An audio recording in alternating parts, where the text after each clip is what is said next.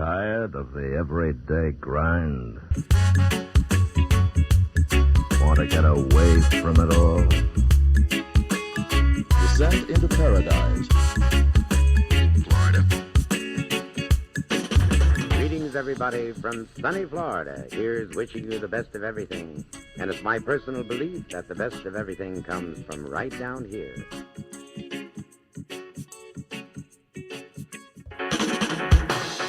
Well, hey, everybody, this is Steph from JustADayInParadise.com, and thanks for tuning into this week's episode of Just a Podcast in Paradise. Me and the Dip crew love living in the Sunshine State, and it's our goal to help you plan for your very own day in paradise. Follow along as we explore the Keys, theme parks, springs, and everything in between. As you know, we're always going to have a cocktail for you today. Or wait, we're always going to have a cocktail for you. And today, we're drinking mangrove juice. We're ready if you are, so kick up your feet, throw on your shades, and let's take a trip to paradise.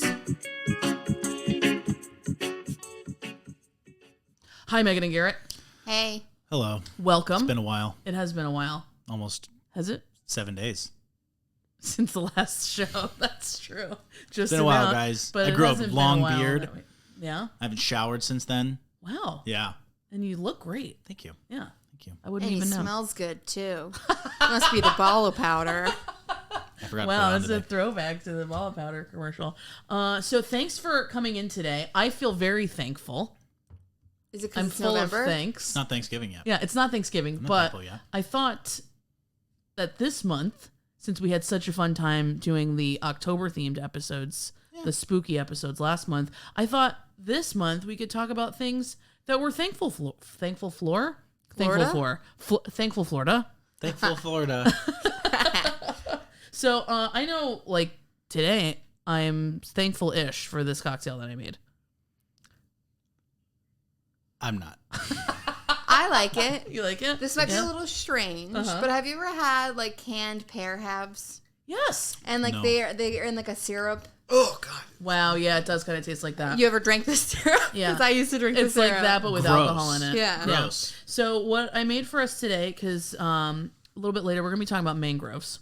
Mangroves. Plants. And the mangroves are abundant with life. Yeah. Yeah, that's where all the babies of the sea come from.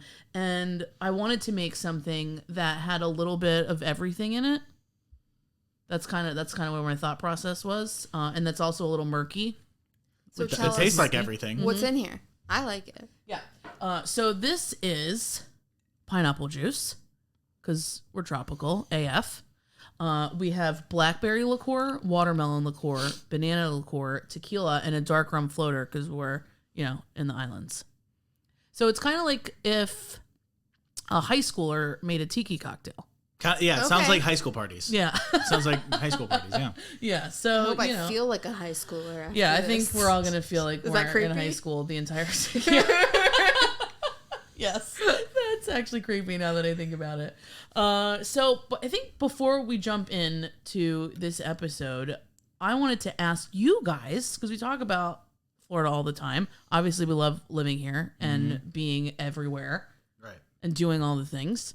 But is there anything that like jumps out at you, like you're super thankful for living in Florida? Two things. Okay.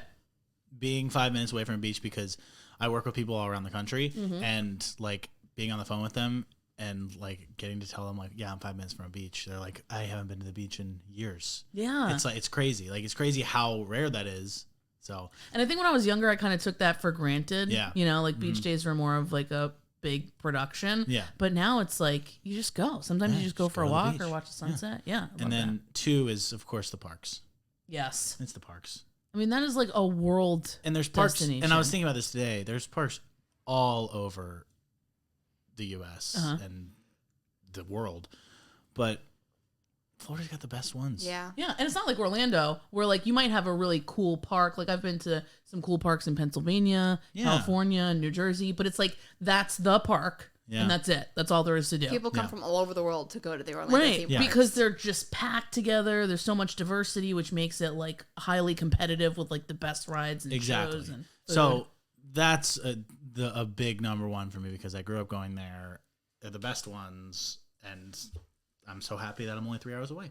That's nice. I like that. So he took 2 good ones. I don't know what you're going to say. Mine's of a similar vein. It's just like the variety of experiences that Florida has to offer and that you can really experience year round because of the weather. Yeah. Like you've got the springs, you've got the beaches, you've got the theme parks. Like the only thing we really don't have is like skiing and mountain climbing. But Not for long. Not for long. Yeah, I think isn't Orlando like No, it's Tampa. Is it Tampa, Tampa? I think it's yeah, Tampa. they're doing like a inside snow resort. I think it's just thing? sledding. I don't know if it's skiing and snowboarding, but there I is think gonna somewhere be is snow. doing skiing Really? and snowboarding. I think you might be right. Yeah, sick. we're gonna have to research Right. So that's really cool. Yeah. I just think that Florida has it all. Even It does. indoor It It does. skydiving. And that. Which people- you've done. Yes. Yeah, thumbs down And or people thumbs talk up. crap about Florida Thumbs all the down. time, but all of you come here for vacation. Yeah, you know. It's weird. Yeah, you better talk nice about us. Okay. Yeah.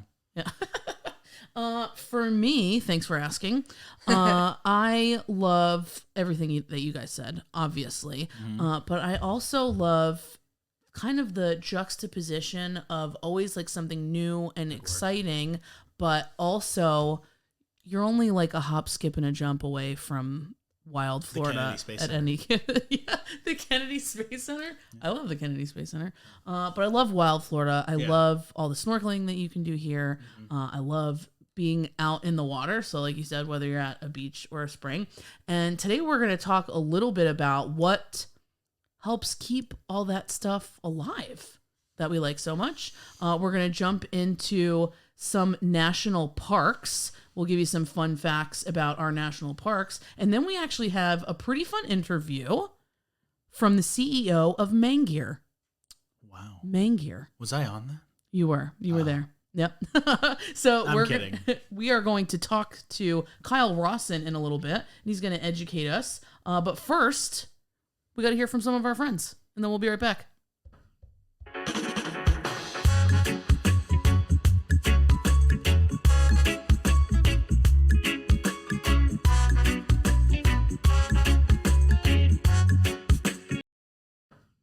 Okay, Garrett, it's time for bed.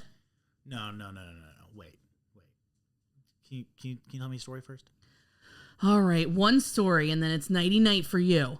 Do you remember the one about Meggie Locks and the 3 cocktails? Oh my gosh, I love this one. Once upon a time, there was a little girl named Meggie Locks. She went for a walk on the beach. Pretty soon, she came upon a tiki bar. She sat down in the bar, and immediately she was served 3 beautiful cocktails. Meggie Locks can never resist a free drink. She tasted the first one and realized the straw was plastic. No, plastic is terrible for the environment. I can't drink this. So, she tasted the second drink. Gross.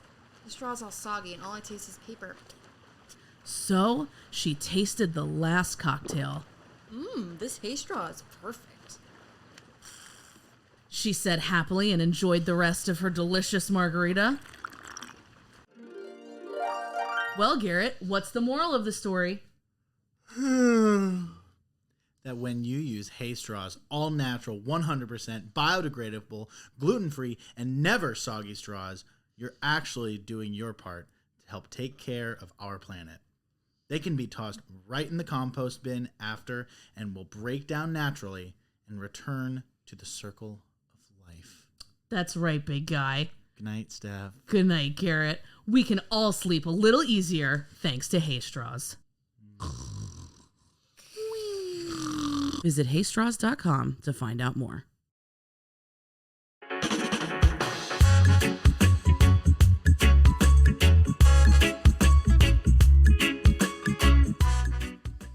And we're back From the break. from Outer the break. space. Speaking of hay straws, I love my hay straws. Me too. Me too. Resilient. They are resilient. It's like I'm on a farm. Smell the hay. It's like a cocktail farm. You don't taste the hay, to be clear. No, you don't. But You it's, smell the hay though. Sometimes. you can? No. Before it's in the drink, and everything, when you're taking out of the box, you can smell. Maybe you smell the box. Maybe. Maybe we should do a test to see if it's the box. What if the box was made out of hay too?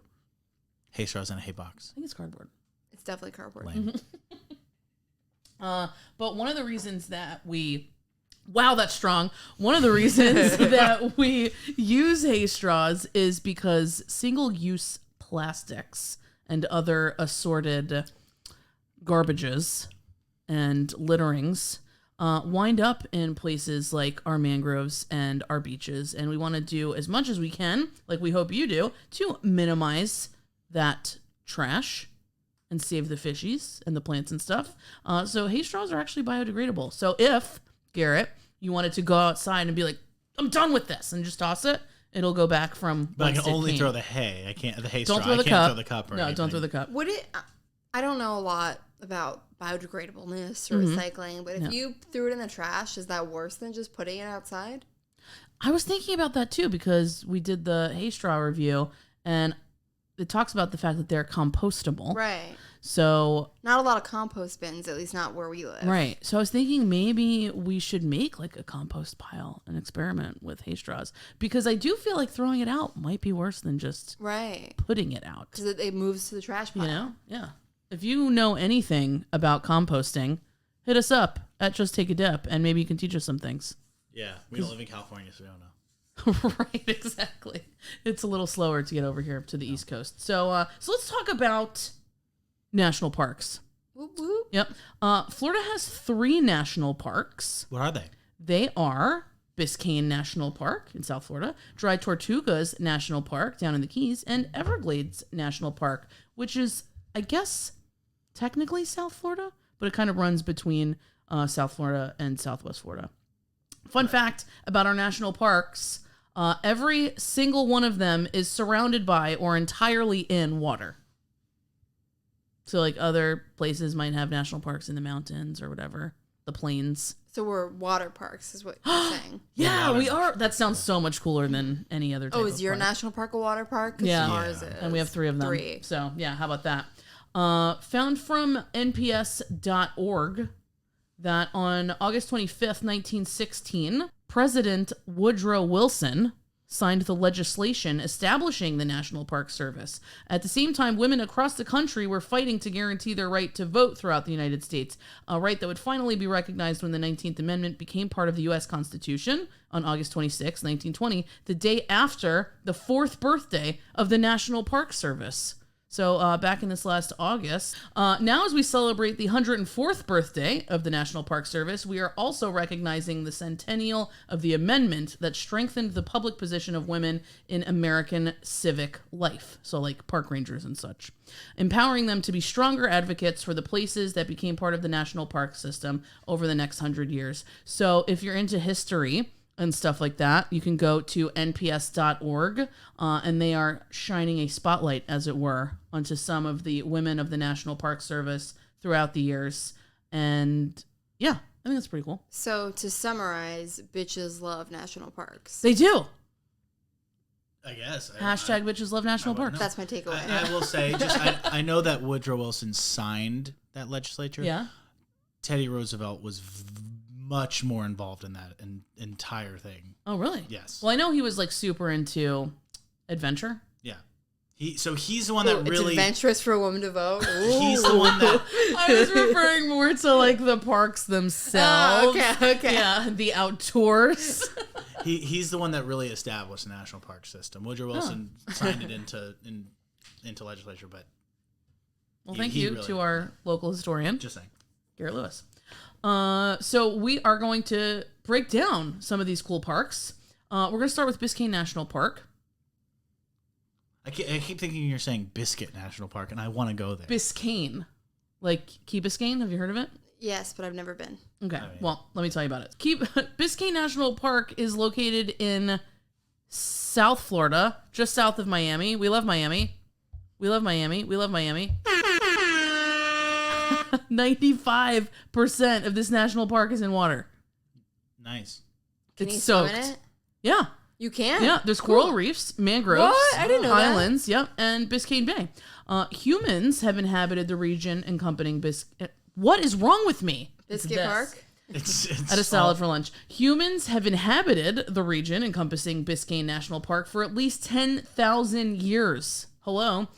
There are at least 44 shipwrecks in Biscayne National Park. Sick. Yep, some dating back to the 1500s. Oh my gosh. Right? Can you snorkel them? You can. And I'm not saying that there's treasure, but there could be. Let's talk about some fun facts. Biscayne National Park protects one of the world's most extensive coral reefs on Earth. Earth. We love Earth. We love our planet. Should we do that at karaoke tonight? Yeah. It is our home. That's beautiful. Yeah. We Do the whole thing? Hi. No. No. No. I'm no, a baboon. No. If you don't know what song we're talking about, who sings it? You're crazy. Well, I think Who's everyone does. Lil Dicky? Right. But for our listeners that might not be familiar, it's a Yeah. great tune. Ariana Grande's in it. Love her. Justin Bieber. Everybody's in it. Who else? Literally everybody. Adam Levine from Maroon 5. Snoop Dogg. Joel Embiid from the Philadelphia 76ers. So literally everyone. Someone from Zach Brown Band. I'm assuming Zach Brown. Zach Brown. What if it was just the band and they didn't invite him? That would Rude. suck. Yeah. He doesn't love the earth. Honestly, now that I'm thinking about it, I'm surprised that we weren't invited. But yeah, if Okay. you We haven't heard had it- We're kind of a big deal. The dip hadn't come out yet. That's true. Well, if Yeah. if you It do was about like a month before. an answer to the song Lil Dicky, hit us up. We'd Hit be us up. happy to participate. Megan's a great rapper. But yeah, so that would be a great accompaniment to this episode when you're done with it. There are 4 ecosystems in Biscayne National Park. Do you want to guess what they are? For what, man? Coral reef. Ecosystem. Yep. Coral Mangroves. reef. Estuary? No. Yeah, I mean, yeah. I think it says there's like shallow waters. I think that's an the shallows. estuary. And then there's like a shallow water reef and an offshore reef. So you really get 2 with that answer. Nice job. Biscayne National Park is the largest marine park in the United States under the Sick. National Park System. It's also part of the only tropical reef that is alive on the mainland of the United States. It's a little sad. It is sad, but you know, the National Park System protects these spots for us. You know what I mean? So that's pretty cool. Biscayne National Park coral reef is susceptible to environmental damage that can kill or sicken the coral. As the nearby Miami area continues to grow, the population does it as well, and this is a threat to the reef system's survival, which is like kind of a Sorry. different. No, it was something shot up my hay straw. Got him right in the hay straw. Yeah. So I think it's about awareness. There's a lot of things that you can do to protect the reef system. We're going to talk a little bit more about that with our guest. But let's move on to Dry Tortugas National Park. Cool name. It is a cool name. It is a cool Do you know what a tortuga is Turtle. in Spanish? Turtle. Yeah. I think it's actually a tortoise. Yeah, I think Tortoise. it's Most tortoise. Yeah, because specifically. it's dry. Right. So Tortoises dry. don't Dry. go in the water. Right. Or, Did you... What? Tortoises are dry. They don't swim. but you don't have to emphasize that they're dry because tortoises are already dry. It's a dry tortoise. It's like as far as tortoise. But turtles are wet normally, so wouldn't you want to emphasize that it's dry if it's dry? So it would be the dry. Never mind. You don't need to emphasize a tortoise being dry. That's what I'm saying. Tortuga. They really want to bring it home. So Dry Tortugas National Park is made up of 7 small islands. It is one of the world's most unique eco-attractions. It's the crown jewel of historic Fort Jefferson. This was once used as a prison during the Civil War, and you can go there to learn of its history and enjoy an array of activities. You can camp there overnight. camp. I guess that's implied It's a little hot. when you talk about camping. It It is is. hot, but it might be nice in the winter. Mm-hmm. Breezy. I learned this. There's no fresh water there. That's So scary, right? So they drink salt water? No. You have to bring water. I know. In 1992, the Dry Tortugas was established as a national park. More than 80,000 people a year come to see and explore this secluded oasis and all of its eco wonders. The Dry Tortugas National Park is also known for its extraordinary bird watching opportunities. Nice. Yeah. There's a diverse assortment of bird species, and they're said to make the park home. That's really sweet. You can also snorkel, fish, hike, soak up the sun, take really cool pictures, because it's not just the island and all of its fruits, so to speak, but there's a really cool fort. Yeah. Yeah. I haven't been. Me either. I'm going to tell you why. Why? There's only 2 ways you can get there. Do you know what they are? Boat. Yep. Seaplane. Yeah. I was Sick. gonna say. Nice I was job. gonna. Well, actually, there's 3. You can Boat, swim there. Swim. Seaplane. I can't swim there. I mean, maybe a not. shark Maybe might get you Michael on the way. Phelps could swim Yeah. there. Yeah, it would be quite a trek because it's like Producer. How long is the boat to Dry Tortugas? Mother of God. This just in, the producer said that the boat to Dry Tortugas is 3 hours. So that's 3 hours each way. You're getting up early in the morning. You're probably leaving from Key West. From Key West is 3 hours? Yes. Maybe 2.5. Regardless. The point is, it's upwards of 2 hours. You could swim that. Each way. You could not swim there. But like, I feel like personally, and this is, you can call this a dip tip, and this is not to diminish the wonders that might be available to you on Dry Tortugas. And unless you have like, I'd say maybe 4 or 5 full days in Key West, this might be a like skip it thing because you can still snorkel off the Keys pretty much anywhere, especially in Key West has some of the best snorkeling in my opinion. And it's not going to be a whole day. You can do the same things for like a half day. So it depends on how much time you have. If you have a whole day that you can say, take it, Dry Tortugas, then do it. It definitely sounds cool. Yeah, it does sound cool. Go It's ahead. about 67 miles from Key West. Wow. But you have to leave from Key On a West, boat. right? Yeah, that's the Long boat closest to Yeah. leave from. And so you can do the seaplane. I think the seaplane is only 30 minutes. Oh, cool. Yeah. And But a seaplane sounds awesome.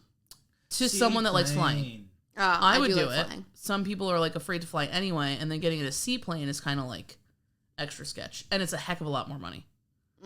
You know. So there's pros and cons. More money than a boat. Than the boat. Right. Okay, Is there a yeah. helicopter ride? That'd be dope. I don't That know. would be kind of cool. Yeah. But I feel like that would like maybe hurt the ecosystem more. And they'd be or like, okay, something. now jump. Skydive down.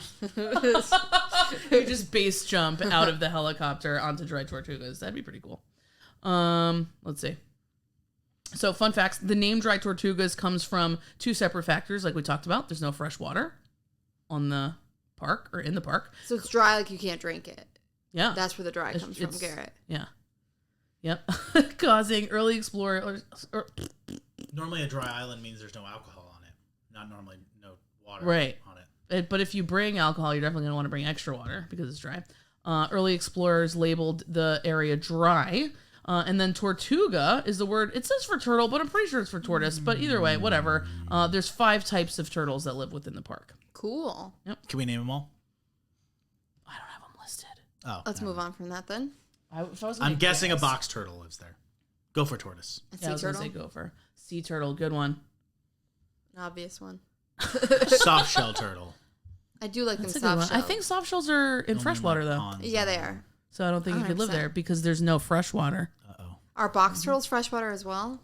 Bad answers, Garrett. I think, are box turtles amphibious? All right, the train's going off the tracks. Are they? I believe so. They're reptiles, though. That They're All right, move on. reptiles. They're reptiles. I don't know. A turtle is a reptile. Okay. Yeah. What the fuck does that mean? I thought she said they're amphibians. Next up, we've got Everglades National Park. Our oldest national park is Everglades National Park, an unparalleled landscape of exceptional beauty. Everglades National Park encompasses 1.5 million acres of Jeez. I know, right? I bet Skunk Ape's in there, but that's sure. aside. We know Skunk Ape. We know Skunk Ape Dave is. Yeah, he's definitely there. Everglades National Park was established on December 6th, 1947, and 70 years later, it remains an international treasure, attracting visitors from all over the world. Fun fact, Everglades National Park is home to one of the largest wetlands in the world. Florida, all about them Yeah. wetlands. 9 distinct habitats have been identified in the park, including pine rocklands, coastal lowlands, and marine waters. But the park is best known for its mangroves. Thought it would be the Really? gators. Notice it gators. Yeah. Yeah. Well, I think it's talking specifically about The the ecosystems. ecosystems. Yeah. The Everglades is teeming with plant and animal species. That's where you're talking about manatees, alligators, American crocodiles, and Florida panthers. Have you guys ever seen a panther? Maybe when I was very young. I don't know. Yeah. I feel like I might have. I Yeah. don't know. At Shy Wolf Sanctuary. Yeah, Yeah, I saw well, yeah. a panther there, which it was pretty I don't know. I expected it to be bigger. Yeah, they're not that big. No, yeah. they're not. Yeah, they're not that big. But not to say that it's like a house cat. It's substantial. Well, behavior-wise, I've heard they're all like house cats. Oh, really? That's what they want you to think until they rip your they freaking hurt guts you. out. Yeah. Oh, I didn't know that. I used to work at a hotel on Marco Island. And every night, not every night, I'm exaggerating, but a lot of nights, guests would call the front desk. And if you've ever been on a long stretch of land anywhere in South Florida, you see panther crossing, Yeah. like on the road. And you're like, please. And you're where? like, when is the day that I'm going to see this panther? You're like, prove it. Right. So people that's the first time they're seeing them, they're like, oh my God, there's panthers everywhere. Oh my God. Be on the lookout. And so we had domesticated house cats that lived Outdoor on cats, yeah. but they lived there. They lived at the pool. And guests would call and be like, there's panthers at the pool. And I'm And we're like, just be quiet, please. yeah. Just And I'm like, no, there's not. And they're like, seriously, there's a panther at the pool. I can see it on the chaise lounge. Can you please call animal control? We're in peril. And so I'm obligated to go confirm that it's not a panther. And it's just Willie. You get out there and it's just Willie. Willie's the house cat. Willie's the name of An the cat. He's one of the infamous cats, cat. yeah. So if you come visit and you're looking for a panther, You probably won't see you're one. probably going to be disappointed. But they're out there and they're endangered, Very. So if you see one, Don't stay kill it. away from it. Don't kill it. Watch where you're driving with your car. You're probably not going to see one, but if you do, you better, Better not kill it. leave it alone. Be nice. Yeah, we want it to make more panthers. We like them. Yeah. Exploring the third largest national park in the lower 48 states can be quite adventurous. You can kayak hundreds of miles through water trails, bike through pine rocklands, or enjoy some world-class fishing. Nice. What's your favorite out of those three? I think fishing, because kayaking gets really tired. If there's a I love backrest, kayaking. if there's a good backrest, a good seat, kayaking. Yeah. I do like kayaking, but sometimes I'm like, I've gone so far. I'm too tired to get back. Yeah, it depends on the current. You Yeah. want to be mindful of how strong the current is, because if it's taking you out really fast, you're going to have a hard time getting back. Or you just wait for the current to go back in. Yeah, you could do that, but your skin's going to burn off. Everglades National Park contains the largest contiguous stand of protected mangroves in the Western Hemisphere. The word mangrove is used to describe a cluster of several trees, all with impenetrable root systems and the ability to flourish in salty environments. Both mysterious and beautiful, mangroves help clean water while also providing a shelter to marine organisms. During the dry months, wading birds congregate here to feed and nest, and in the summer, the mangroves provide the first line of erosion defense against the winds and waves of tropical storms and hurricanes. Did you go back to kindergarten stuff? I did. I'm like stuttering all over myself. I just got stutter all over me. So we had the opportunity to snorkel mangroves recently. Not you guys, the Oh, no, we producer did. and Yeah, we myself. Yeah. And it was awesome. And there was like millions of baby fish, like all different kinds of jellyfish, lots of vegetation. It was really neat. Like I said, that's where all the things get born. That's where They're birthed. baby animals are birthed. So we need the mangroves to help protect all the little fishies before they're ready to go out into the deep ocean. But they also protect the coastline, so from things like hurricanes and erosion and things like that. So we need mangroves. They better work this weekend. Or Yeah. Monday. Thanks, Hurricane Eta. That's the name. Etta. Of it? Who names a hurricane ETA is what I'd like to know. It's very confusing. What's the ETA? What's the of ETA on ETA? It'd be Yeah. Ada. Ada? Yeah, it'd It's be Ada. Etta. Wouldn't it? Ada. Etta. Etta. Either way, she's coming. So yeah, thanks a lot, Weather Channel.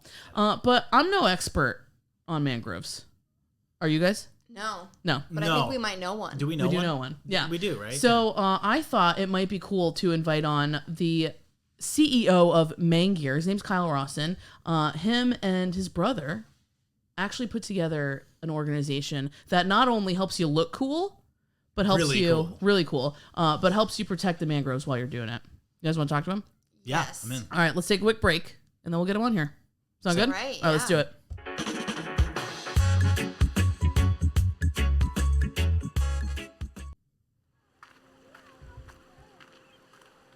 Wow, playing frisbee on the beach is the best. I know! What a great day for fun in the sun! Why don't you come join us, Garrett? I know how much you love ultimate frisbee. You know, I'm actually going to sit this one out, guys. Garrett, that's not like you. Is something wrong?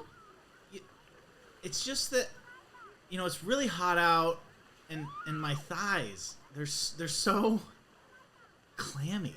Oh, don't worry, bro. We've all been there. I've got just the thing in my beach bag. Try this balla powder. Powder? Steph, isn't that for babies? Not this powder, Gare Bear. Whether you're enjoying an actual day in paradise or just grinding away and daydreaming of your next dip to come, Balla body products for men will keep you feeling fresh, comfortable, and smelling great. The finest Italian talc blend with all natural essentials and fragrances that will keep you chafe-free and walking confidently wherever your journey through paradise takes you. Wow, Steph, you're right. I've never felt so fresh and comfortable. I'm going to wear this at the office. And it smells good, too. All right, Garrett, go long. Don't mind if I do, Steph.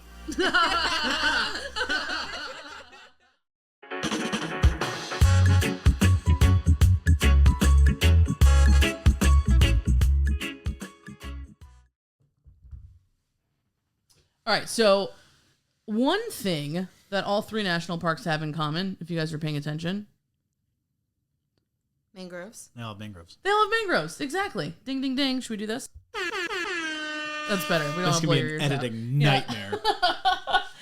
So this is such an integral part of not only life in our national parks, but all over Florida. Mangroves do a lot to protect our wildlife and even our coastline. So I thought this would be a great time to introduce you guys to not only a mangrove expert, but also someone who is dedicated to keeping them thriving. He and his team are leading a movement for environmental change, restoration, and awareness. They also want to give folks around the world an opportunity to help and look good while you're doing it. So let me introduce you to Manggear CEO, Kyle Rossin. Kyle, welcome to the show.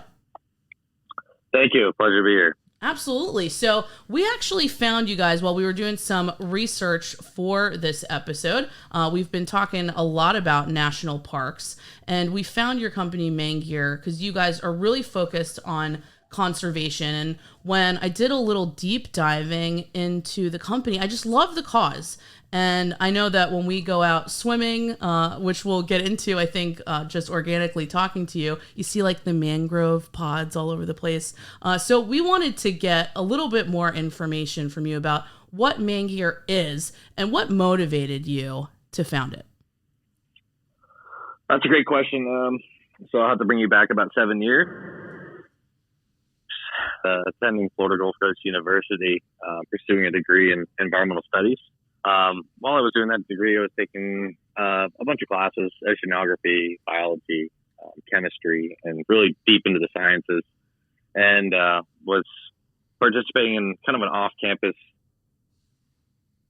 field trip to one of the marine labs. It's called Biscayne Marine Lab, and was staring at a stand of mangroves with a good friend of mine, and he goes, it would be cool? And I go, what's that, bud? And he goes, mangrove camo. And we're staring at these mangrove trees, and we're like, you know what? That would be pretty cool. Yeah. And that was kind of just like the initial idea that catapulted into all these other ideas that we came up with kind of at round tables. And we'll say maybe a few libations were involved to come up with the idea. For the first 2 years, I was developing kind of the concept, who we are, what was our brand identity, who was Mang going to be, and really kind of just kept working off of that momentum with just idea generation, literally just round tables, getting together, who are we going to be? So we came up with buy one, plant one based off of Tom's, just having a 1-for-1. And we figured since we had the mangrove company was going to be Mang, that, intuitively we were going to plant mangroves.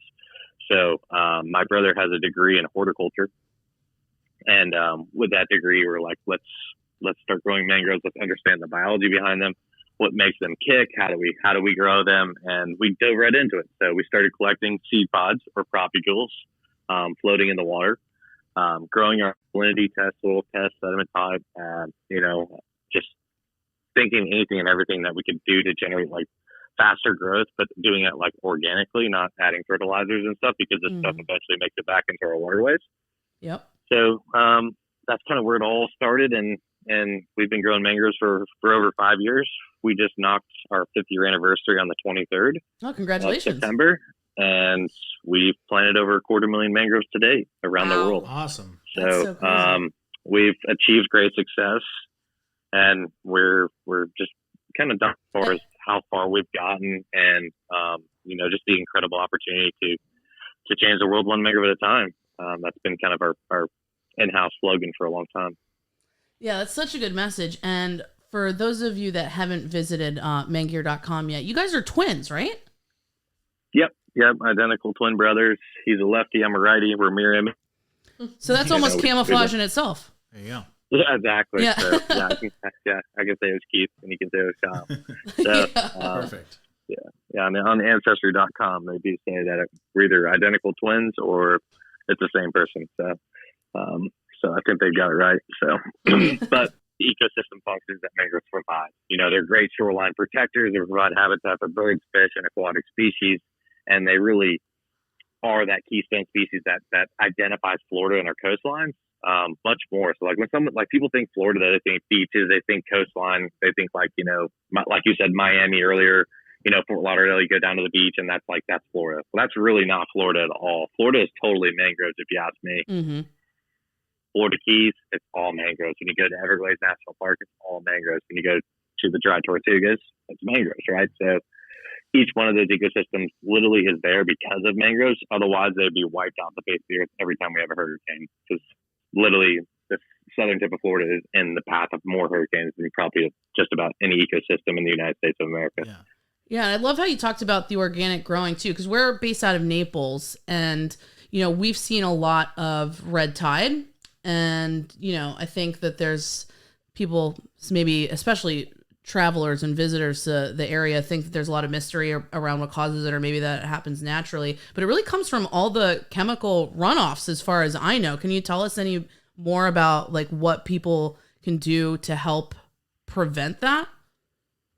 Sure. I mean, I think you go back to the word using organics. Florida's got a huge knack. I mean, when you look up the state, Orlando is a big central hub for a lot of pollutants that run south. So our big golf courses, we love overwatering the hell out of stuff, and all that stuff makes it into our waterways. Eventually, that stuff brews in Lake Okeechobee and finds its way south, and through other watersheds. One thing that we lack now is we don't put water through our natural filters. Mm-hmm. The Everglades is a great ecosystem. It was meant to filter for many years, and through the Everglades, when you get through the Everglades, you actually go right into mangrove forest.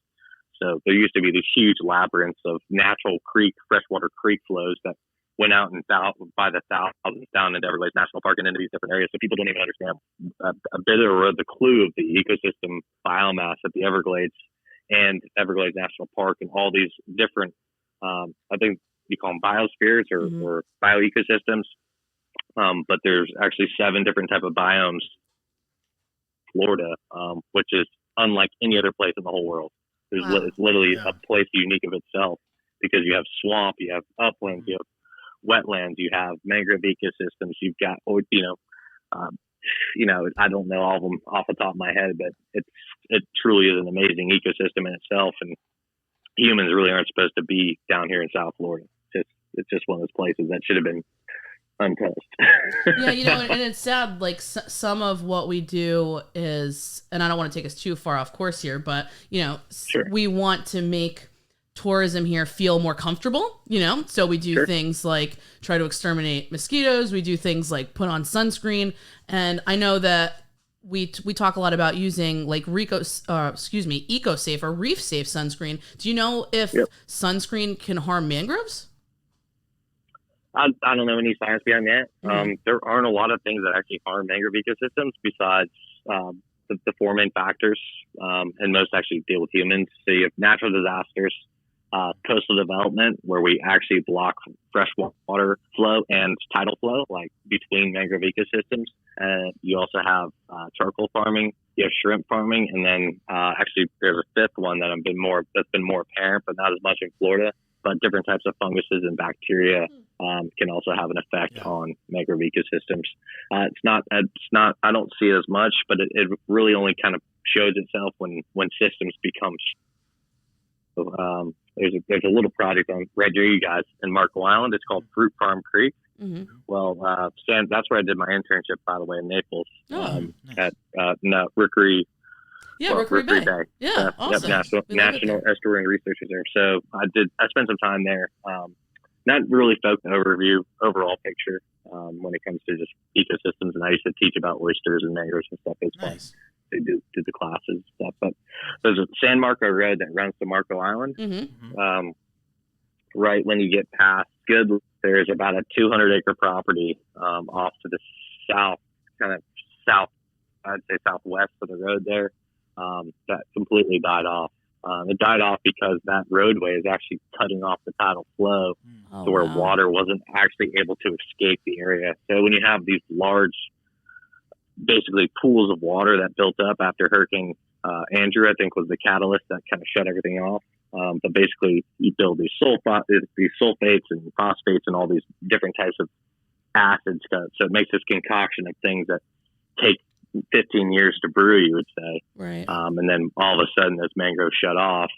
And what they're trying to do is I think they're actually moving forward, I think in April now. This has been going on since I was there in 2015. This has been a long time coming, but they're going to be opening up the hydrology back. They're building more culverts. And basically they're going to let that natural water flow go back into that area. And basically what's going to happen is that area is going to naturally restore itself with mangroves. Awesome. Because Mother Nature does it best. If there is any way that man can help, I'm sure we'll be there. We've been close with lots of different partners around the state, working from FWC, DEP, the municipalities. That's how we get a lot of our work done. It's not only just about planting mangroves. You have to actually have a permit to plant where you plant. You just can't just go stick them in the ground and say, okay, that's good. Right. Interesting. So there's a lot of science that's behind it. There's a lot of research that needed to go into it to make successful projects. And it really is quite a fascinating business because it really, when we started, we really didn't know the ins and outs of any of this. We just started doing it. Mm-hmm. Yeah. And that's how we learned, was by doing and figuring out, making phone calls and learning more to do the best we could in every aspect of it. Yeah, absolutely. And I get that. And, you speaking about how, the mangroves are going to restore once that waterway gets, opened back up and everything, as native Floridians, we probably went through science class and learned how mangroves were, grew and how that whole life cycle was. But can you kind of tell us a little bit more about that? Like what the mangrove life cycle kind of looks like? Sure. So we have three main species in Florida here. We have red, we have black, and we have white. And they all generally go in the transition zone. Each one serves kind of its own ecosystem purpose and function. One of the highlighted ones is the red mangrove. That's like the one that everyone in the postcards or whatever, and that's the one that has the iconic prop and drop roots. Mm-hmm. It's hard to pinpoint one thing with mangroves because they do so much. But really, what they really do the best is they provide habitat. They provide habitat for birds. They provide habitat for fish, and that really is the quintessential thing. As far as filtering goes, they make they provide lots of surface to attach to their roots, barnacles to attach to their roots, and they do a bit of filtering as well. But really, to sum it all up, they're just the keepers of the coast. They really are. They provide habitat for a multitude of species, and then within that habitat, birds can literally go hunt right there. Fish can go hide in the roots. They can do all kinds of things. Yeah, very versatile plant. Yeah, super versatile. I've always loved seeing them. I know you're on a mission to plant 1 million mangroves by 2021. I know you recently reached the 250,000 mark. Sounds still like an ambitious goal. So how else can we help? How can our listeners help? How can we help? Yeah, absolutely. Yeah, so we launched a campaign called Planting Hope that's been helping us to kind of scale our initiatives and get the word out about Mang a little bit more. And through this initiative, we're actually utilizing our social media bases as another way for us to gather and plant mangroves. Being a for-profit business, we get to decide where our money goes and how we want it to go, or where we want it to go. So we decided that we want to put it more back into giving back to the environment. So, even just a follow to one of our pages at Manggear on Instagram or Facebook, we'll actually plant a mangrove in your name. Already followed. There you go. Perfect. Yeah. So that gives like just another elevation point for us to market. Nice. And just to get the good word about like what Mang is doing, because we truly believe in philanthropy and giving back. So yeah, we do realize 1 million mangroves in 2021 is super, super, super ambitious. When we made that goal, we have big hopes. We really want to see the world like start to take a change, and setting a goal really just helps us to look at how we can navigate to get there, using community partners, using influencers, using all this kind of get the brand on its legs to continue to do more restoration, to make more partnerships, to reach out and just give the team an extra push and drive to get things done.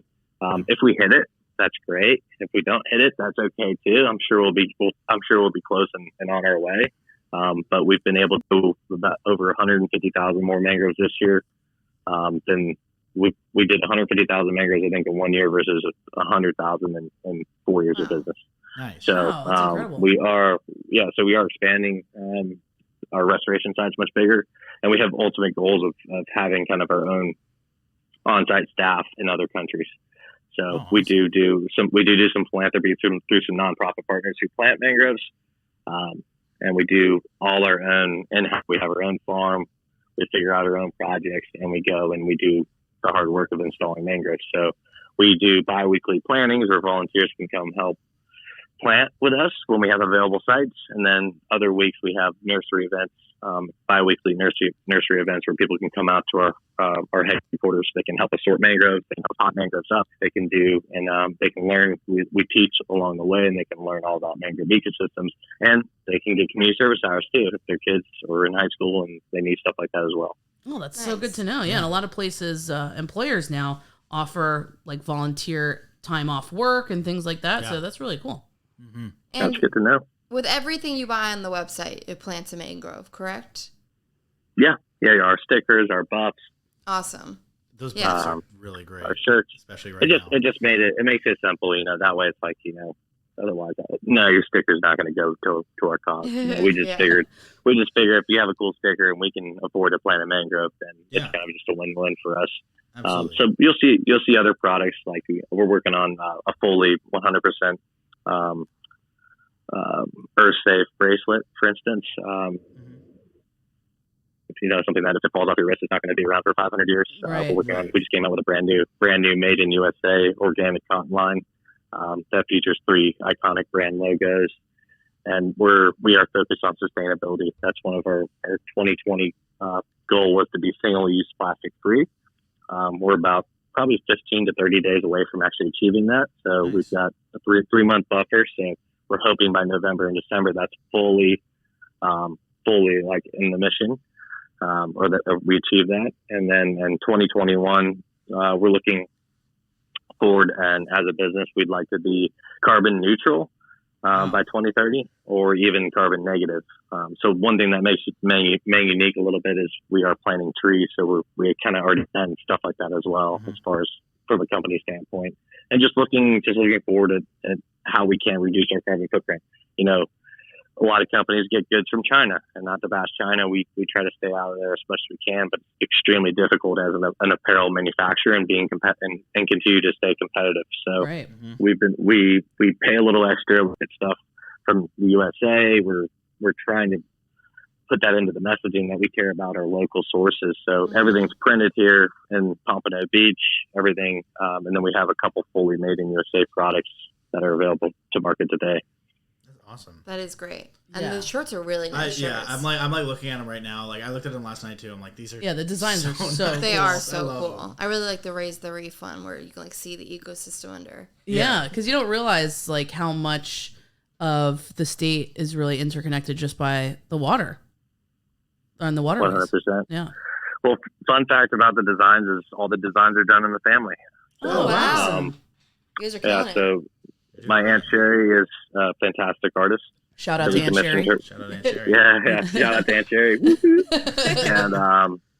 And so Aunt Sherry, she's been doing art for us for 5 years, and then my brother Keith, he's a talented graphic designer that he picked up when we started business. He didn't do graphic design before that, Oh, that's awesome. but he self-taught. So he's been doing all the colorways, the color pops, and all that stuff. And then he's also has a couple of those designs are his as well. And I drew the logo, but I won't say anything beyond that. I The can't. logo's cool too. I like the logo. I can't attest to anything beyond that. Beyond that. We all have came- our skills. We came up with a name, Meg, and I drew it that day, and I was like, okay, that'll stick.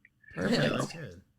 So, I think a lot of people want to know how they can participate, because once you realize how important mangroves are to the ecosystem, especially, we talk a lot about the Florida Keys. That's one of our favorite places to visit, and I think it's a huge draw for travelers, especially to Florida for the first time. And everywhere you go out snorkeling, of course, you have the reefs, but everywhere you go and all the sandbars that you might connect with, there's mangroves, right? And you see like the mangrove, I didn't know that, I always just called them pods, but I guess you said they're propagules. So you see them kind of floating around in the water or washed up on the beach. And I saw that you have some kind of way that people can collect them and send them to you. Is that right? Yeah, we're doing a large scale propagule collection campaign. We've partnered up with a couple different nonprofits in an effort to in the northern Bahamas. Those partners are Bonefish and Tarpon Trust, Bahamas National Trust, and Friends of the Environment. And the ultimate goal is we're actually going to be bringing a local seed source from Florida over to the Bahamas because the natural seed source got wiped out by Hurricane Dorian back in 2019. Or was it? Yeah, back in 2019. Wow. And we're doing that for this year. So we are, and we also utilize seeds for our own home-based nursery as well. So it's collecting for us, and it's also collecting for our Bahamas initiative. So this year we decided to put together this collection campaign because normally we can fulfill about all the needs we need just through our own volunteer base. But this call to action was much greater. So we mobilized our, in an effort that, for one, the community needed something to do during these interesting times. Yeah. And two, it's super easy. You can go out in the water in your boat, take a dip net. You can go collect free-floating mangrove propagules. And and you can take them to one of our drop-off locations or arrange a pickup from us. So it's our first run at doing this as a full community-wide scale. It gets retailers involved. We have some retail shops that participate as drop-off locations, and it's been a great way for people to get involved and get excited about the movement that we're doing. So yes, you can get involved. Would it be hard for a vacationer? Not if they knew who Mang was, and they see where they're doing traveling. We probably will initiate more drop-off locations as we get a little bit bigger for the campaign. And then seeds are normally about good till about December, and then they'll start to drop again next August. Yeah. So July and August is when they start dropping. So mangroves only put out seeds once a year. Oh, I didn't know that. Oh, me neither. Yeah. So Well, I this think is we kind need to this is start kind of collecting. prime time. Yeah. Yeah. I learned that in biology class. Did you have a follow-up question, Meg? We usually use the seeds to poke crabs out of rocks. So now we'll just keep that. Not poke crabs out of rocks. Get them to come out where we can. So We can like, say view hi them, yeah. and greet them Yeah, we don't gently. harm the Yeah. the crabs. You said it very Yeah, aggressively. use the tools in the environment. Yeah, exactly. I did have one more. Well, technically I have two more, but the first one is, what can kind of we do, and everybody really do when they're out in the mangroves, boating, snorkeling, fishing, or maybe even camping, to help conserve that that to protect environment. it, right? Yeah. Sure. I mean, I think everyone can do their part, and I mean, it's simple, but picking up trash. Yeah. Oh, okay. There's nothing worse for ecosystems than fishing line, tangling up trees, Mhm. and to kind of be a little bit of a mangrove monkey sometimes to get in there, and, and you can climb on top of a lot of those prop roots, and just get stuff out of there, because the more debris there is in mangroves, in mangrove swamps, the less there is for their ability to recruit. So the seeds float in and out of the top. Mhm. And they're looking for a place to root. So, in a natural ecosystem, that's what's happening. So, removing debris is, I think, number one. It's hard to plant, like in natural ecosystems. it's really not like ideal just to start stick. You're not really going to have a high success rate doing that. But you can always make sure there's no trash. So. Yeah, for sure. Yeah, that's easy. This wasn't really a follow-up to that question, but I have to ask, as a mangrove fanatic as you are, what is your favorite kind of mangrove? I have to say I'd say the red mangrove Red. is my favorite. I like the ones with and the then- salt at the bottom of the leaf. That's the black mangrove, Yeah. and the black mangroves they're close second, and then the white mangroves they're like more terrestrial. They're not that cool, honestly. If you ask me, They're the not to hate on They get picked not last. to hate on my mangs. Yeah, sorry, white mangroves. If you're listening, we're sorry. Yeah, Sorry. Yeah. dodgeball. And the white mangroves actually have, because they're a little bit more terrestrial. They don't like the salt water as much. They have a smaller seed size, so they actually make it further upland. Right. Because it's all based upon seed size as far as like how far a seed can travel. Right. There's white mangrove, smallest seed, black mangrove is the medium, and then the red mangrove is the iconic one that everyone knows, which is the tropical. And it's just black mangroves are badass because they kind of have this big sheet of like the roots are just a big sheet, and they put out new metaphors, which are like little snorkels, which help in like aid in oxygen Oh, cool. I didn't know that. respiration. So they're really like a really good like surface, like a great surface sediment. What would you call it? Like erosion control. Mhm. And then red mangroves are really good at fixing like just like the fringe they call it, and kind of being like the first line of defense, and then black mangroves, and then the white mangroves. That's Nice. so neat. I didn't Super know cool. Me neither. that. Yeah, protect the coastline. All right, Kyle. So I know that we've asked you a ton of questions, and we appreciate your time so much. But I know our listeners are going to want to know where they can get some of these cool shirts that we've been talking about, and where they can check more about what Manggear's up to next. Yeah, so you can always learn more and access all our information. We're going to only be continually updating at www.manggear.com. That's the best place. It's got all our styles, all our sizes. Everything's available for both our men's, women's, youth, and toddlers even. And you can pick up some sweet lids, some trucker hats. You can get buffs, stickers, and more coming for fall, and more coming next spring. So we're going to be only investing more into our product line. You can also follow us and plan a mangrove free gear on Instagram and Facebook. Those are our two main media channels. And then you can also sign up for our volunteer programs on our website. You can sign up to learn more through our newsletters on our website. And you can subscribe and just, plan a mangrove for free and begin to learn. And then one day when you need a UPF 50 shirt and you're tired of getting beaten up by the sun, come to Manggear. You'll look fresh too. There you go. I love it. And you guys post some sweet pictures. Yeah, for we were sure. just looking at that alligator, like kind of resting. Crocodile. Crocodile? Was it a crocodile? Eating the lionfish? Yeah. Super That's cool. cool. Super cool. Very cool. Yeah, I love the content you guys are putting out. Love the shirt. Love that you guys are a family operated company. Yeah. Yep, Definitely absolutely. getting myself a shirt. Yeah, I think we're all going to be shopping the second we get off the phone with Oh, you. literally. Very cool, Kyle. Yep. So thank you so Shop much. to drop. Yes, we will. Yeah, absolutely. And it's for a good cause. Buy one, plant one. So thanks again, Kyle, for your time. We look forward to seeing what you guys do next, and have a great rest of your day. You too. Thank you guys. I hope you have a Thank wonderful you. one. Yeah, you too. Wow. Yeah. Kyle's so cool. He is Yeah. cool. Yeah, I feel like he could be an honorary Dip crew member. Yeah, I get It's a it. cool business to start. I wish I Right? had. I mean, the designs for the shirts are Yeah, I love them. freaking I awesome. can't stop looking at them. Yeah, I totally want a hat. Yeah. Buy You know, I one, love plant hats. one. So Right. win-win. Yeah. Mhm. And it's crazy how, like, when you're out, I know we talked about this, but when you're out on the beach and stuff, you see the mangroves, like, The seeds. propagules. Propagules. Propagules. Pods, whatever Kind of they're swimming called. everywhere. Pokey so stick. now you can, like, be a part of the restoration. Yeah. So either do something easy, like buy yourself a sweet shirt, or do something a little bit more fun and go hunting for propagules and send them over to Kyle. Yeah. Yeah, cool. So make sure to hit up Manggear.com to get yourself some sweet merch and plant a baby mangrove Yes. tree. Cool. Okay, everybody. Steph's mangrove juice incapacitated her a little bit. So thank you for tuning in to Just a Podcast in Paradise. We know you have your choice of travel podcast, and we thank you for choosing to travel with us. We'd love it if you'd subscribe so you don't miss out on an episode. Give us a 5-star review if you enjoyed your time with us today. You You can also follow us on Instagram at just.take.dip Don't forget the dots. for daily updates on what's happening around Florida. And check out our YouTube channel. I personally love that one. Just a Day in Paradise for destination ideas, restaurant reviews, unboxing things you might want to take on your next trip, and copycat recipes for some of our favorite places in paradise.